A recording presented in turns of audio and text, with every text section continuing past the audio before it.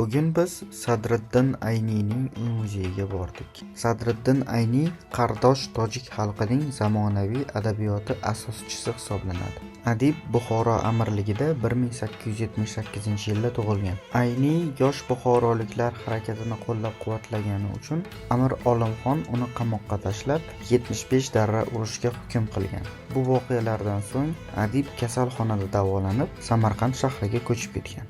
Buxoroda yashagan davrida 16 yil davomida madrasalarda tahsil olgan. Ushbu uyda Sadriddin Ayniy 37 yil davomida yashab, tojik va o'zbek tillarida Odina, Eski maktab, Sudxo'rning o'limi va boshqa asarlarni yaratgan. Muzey 1967-yilda o'sha davrdagi O'zbekiston rahbari O'zSSR Kompartiyasi birinchi kotibi Sharof Rashidov tashabbusi bilan ochilgan. Sharof Rashidov adibni o'zining ustozi deb bilgan. Muzeydagi rasmlarning birida ham ularning biriga o'tirgan suratini ko'rishingiz mumkin. Sadriddin Ayniyni Tojikistonda juda qadrlashadi. U yerda ko'chalar, maktablar, teatr va bog'lar Sadriddin Ayniy nomiga olgan. Hatto 5 somon kupyurasida ham adibning portreti joylashtirilgan. Biz foydali kontent qilishda davom etamiz. Siz esa obuna bo'lib qo'ying.